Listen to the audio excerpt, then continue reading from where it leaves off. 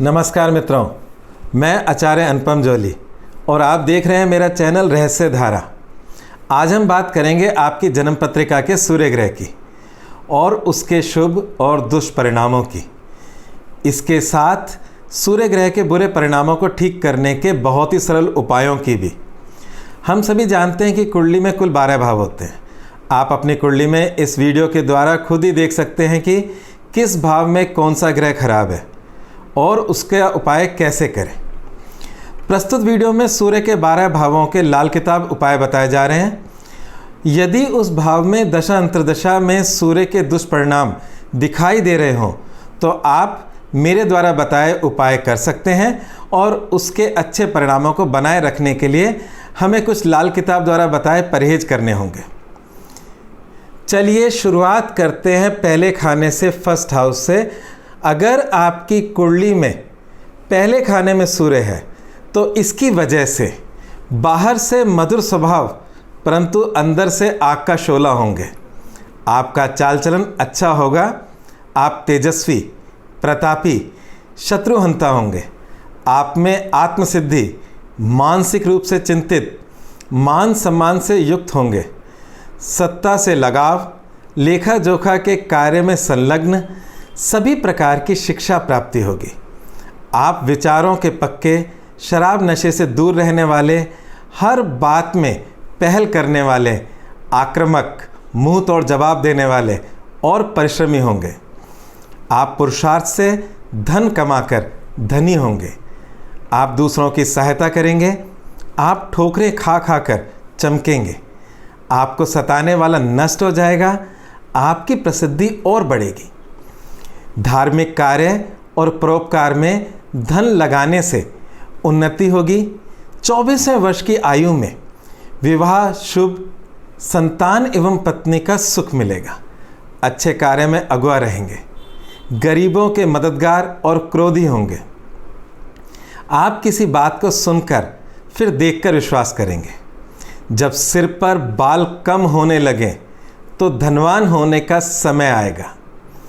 आपके स्वतंत्र विचार रहेंगे और यात्रा से लाभ मिलेगा। सरकारी विभाग में उच्चाधिकारी या सरकारी अधिकारियों से अच्छे संबंध होंगे और उनसे लाभ प्राप्त कर सकते हैं। आप जनता के लाभार्थ कार्य करेंगे। यदि आपने जनता से दुर्व्यवहार किया या परिवार कल्याण के कामों में विघ्न पैदा किए या मकान के अंत में अंधेरा कमरा रोशनी में बदला तो आपका सूर्य मंदा हो सकता है।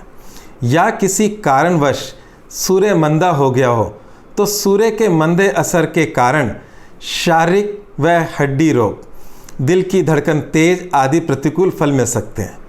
क्रोध करने और दुर्वचन बोलने से रक्तचाप रोग हो सकता है। यदि आपको लगता है कि यह कष्ट आपको परेशान कर रहे हैं तो हमें लाल किताब के अनुसार कुछ परहेज और उपाय करने होंगे। परहेज के अनुसार मांस मदिरा का प्रयोग ना करें और दिन के समय चाल चलन ठीक रखें। और अब उपाय भी जान लेते हैं। तो उपायों के अनुसार सबसे पहले तो एक उपाय दे रहा हूँ मैं आपको, सरल सा। पानी में चीनी डालकर सूर्य को अर्घ्य देना शुरू करें।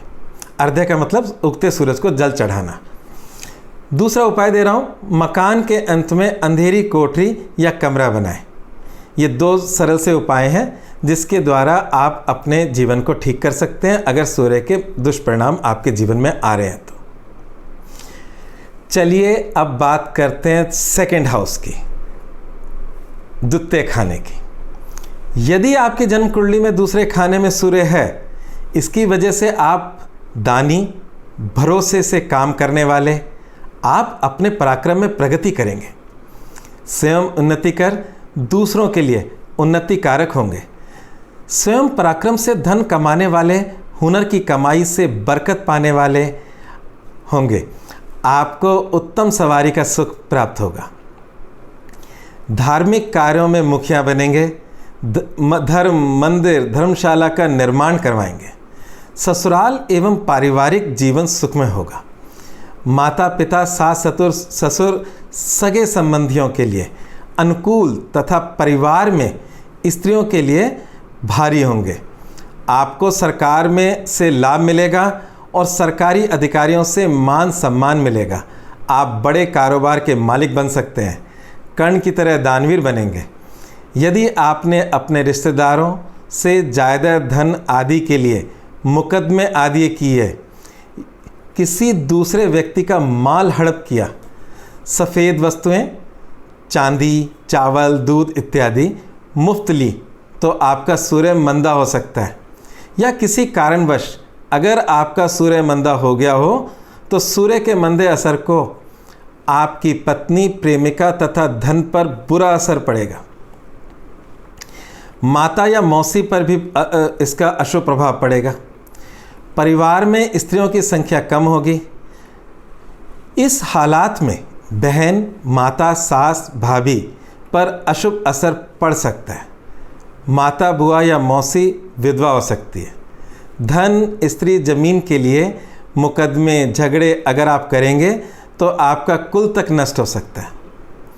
यदि आपको लगता है कि आपके जीवन में मंदे सूर्य का असर है तो आपको करने होंगे कुछ परहेज और उपाय।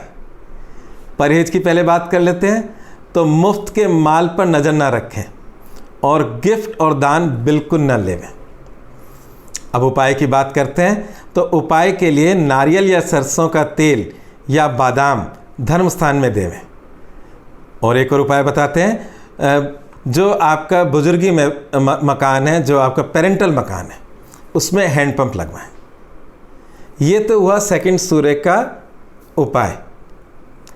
चलिए अब बात करते हैं थर्ड हाउस की, थर्ड खाने की। यदि आपकी जन्म कुंडली में तीसरे खाने में सूर्य है, इसकी वजह से आपको परिवार की अधिक जिम्मेदारियों का बोझ पता चल सकता है। आपकी बहादुरी का आभास भी मिलता है, अर्थात आप दूसरों की मदद जहां तक कर सकते हैं करेंगे तथा दूसरे लोगों के बर्ताव में आप जहां तक बहादुरी प्रकट करते हैं करेंगे। आपके घर में आराम के पूरे साधन होंगे। आप उत्साही और फुर्तीले व्यक्ति हैं। आपकी दृष्टि की शक्ति अच्छी है। आप अपने घर में रखे पिस्तौल, बंदूक, हथियार आदि सावधानी से रखें। आपके भाई बंधु और रिश्तेदारों की आर्थिक दशा अच्छी रहेगी। आप अधिक धन खर्च करेंगे। आपके भाई बहन कई होंगे।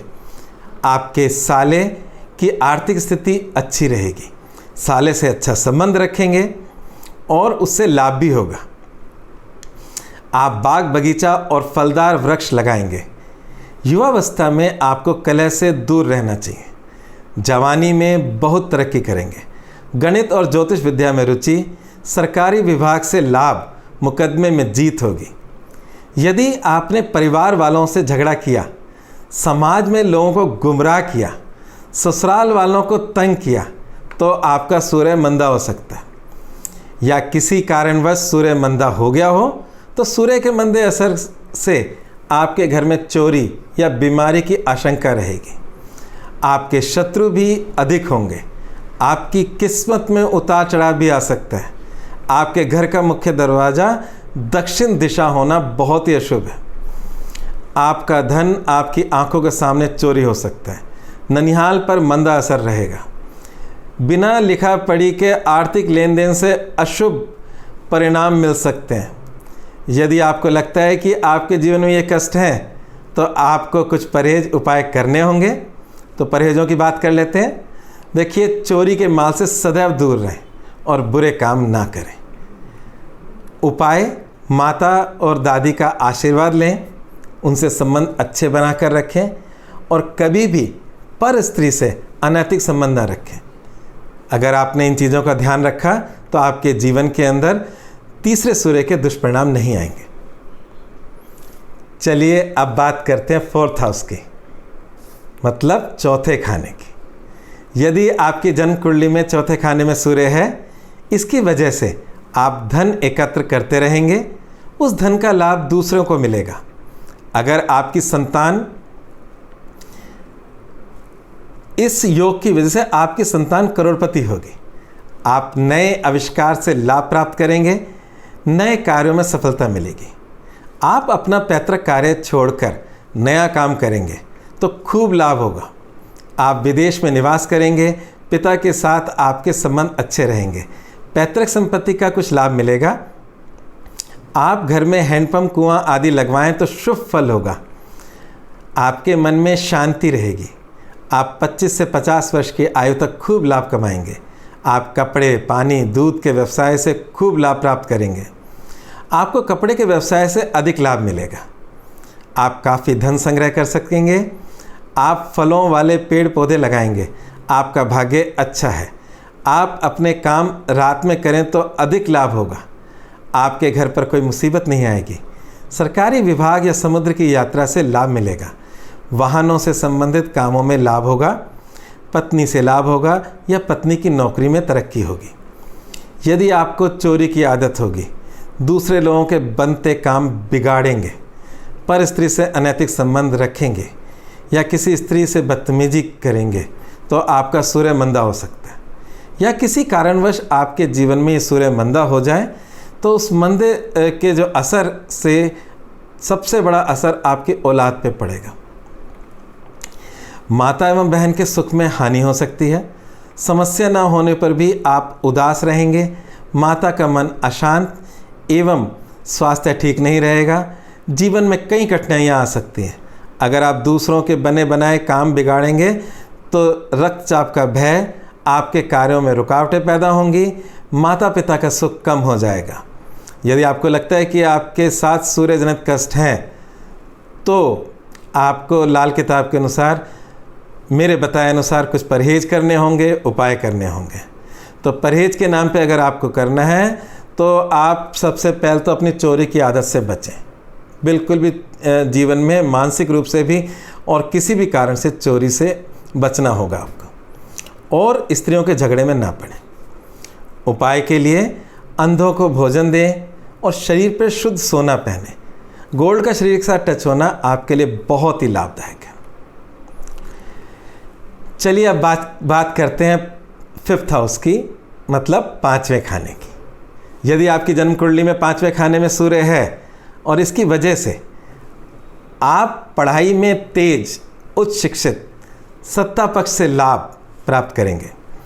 सुखी माता पिता से युक्त, अपने घर का भाग्य जानने वाले संतान सुख मिलेगा।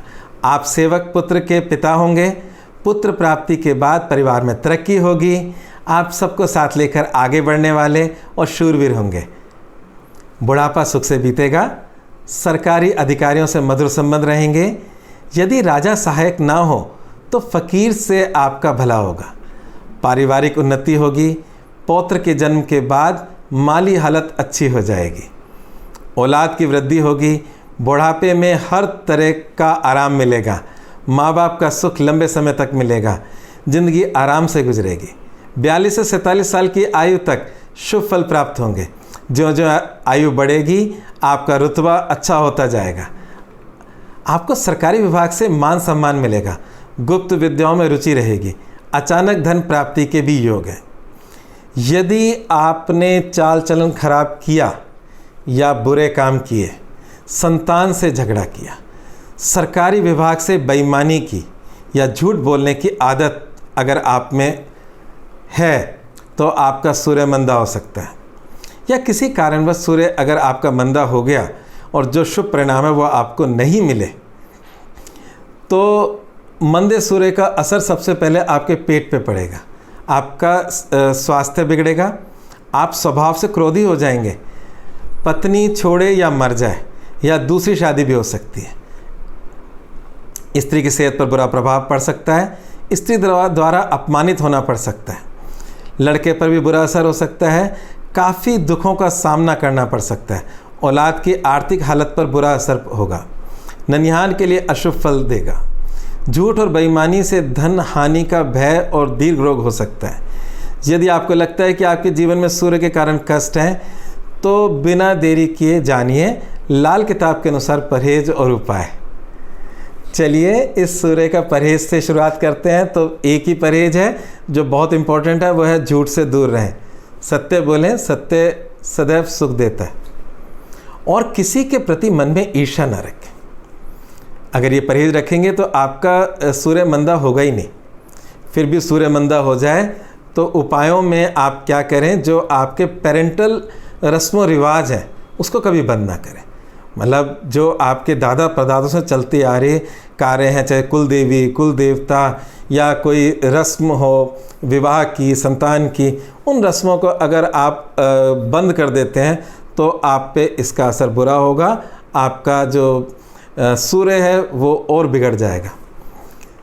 दूसरा उपाय है कि साला, जीजा, दोहते या भांजे से तीन की सेवा करें। इससे आपका सूर्य निश्चित रूप से अच्छा हो जाएगा।